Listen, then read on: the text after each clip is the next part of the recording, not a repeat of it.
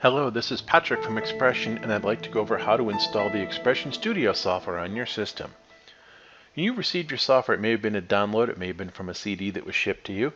Either way, I'm going to open up this. I've downloaded mine from a server, and I've got an installation executable here. I'm going to double click it to launch the executable. I'm going to close the window, and you'll see the setup wizard starts by letting me choose a setup language. It's currently available to you in English or French. I'm going to choose English and click OK. I'm next presented with the XPression Setup Wizard. I'm going to click Next to enter the process.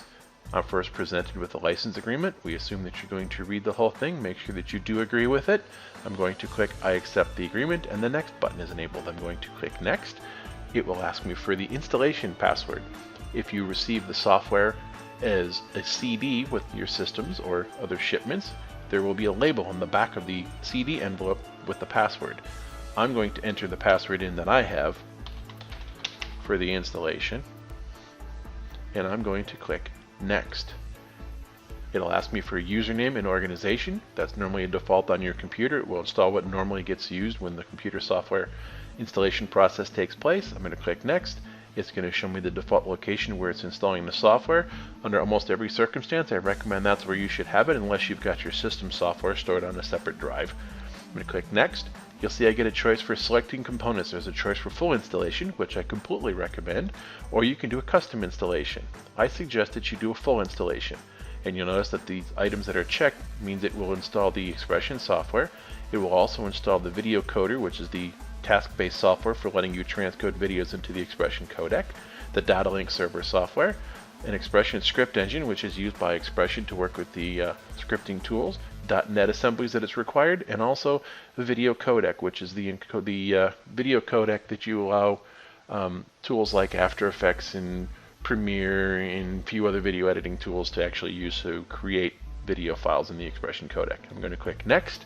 It's telling me that it's going to create a folder in the Start menu called XPression Studio, and it's going to show me what icons it will create. If I don't want the icons, I can uncheck them. I'm going to leave them all available to me. I'm going to click Next again, and it's going to give me a summary of what it's going to install. Right now it's telling me it's going to install all the software in the default location on my hard drive. I'm going to click the Install button. It will start by extracting files from the installer that it needs to do the installation. You'll see it go all the way through that. Once it finishes that, it registers the XPression library and all the different software.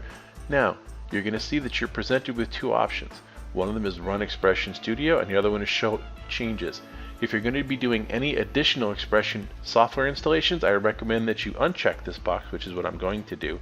But Show Changes is interesting. If you leave that one checked and click Finish, what you're presented with is a text file that has documentation.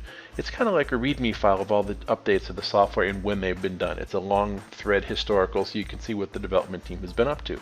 So it's kind of a good thing to read in case you've been using XPression software and you're trying to see what things have changed recently. So take a look at it.